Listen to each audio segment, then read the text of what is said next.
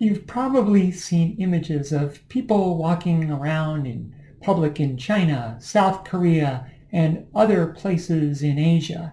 Have you noticed that almost all of them are wearing masks? Well, of course, they have achieved control over this epidemic and are putting an end to it in their countries. So why does the CDC and the World Health Organization still recommend against healthy people wearing masks? The truth is that this recommendation is only half true. They recommend against masks in order to save surgical masks for medical staff and sick patients who truly need them.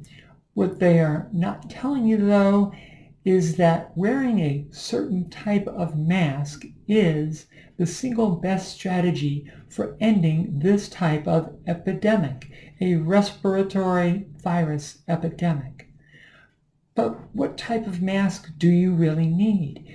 Sure, surgical masks will do just fine, but we do need to save them for medical staff. During the 1918 influenza pandemic, which killed upwards of 50 million people around the world, the mask that brought the epidemic to a quick close was the fine gauze mask made from untreated cotton. The simple gauze mask works. It's inexpensive, and you can make one at home.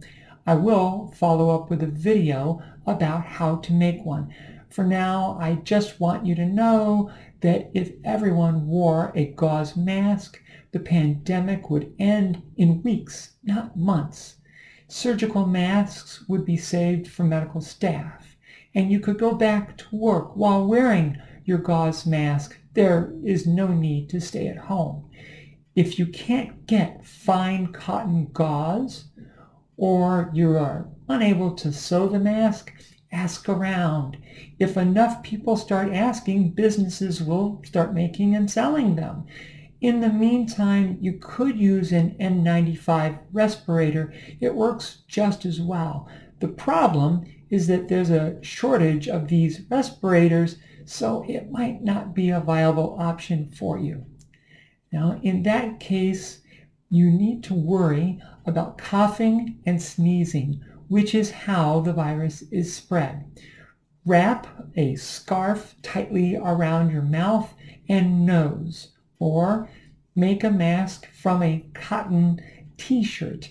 Now, neither one of these will give you much protection from getting the virus, but they will help a bit in stopping you from spreading it by trapping the little droplets you emit when you cough or sneeze. Remember, you can get the virus and not have symptoms, but you are still contagious. So if you find a good way to make an effective mask at home, please post it for everyone, and good luck.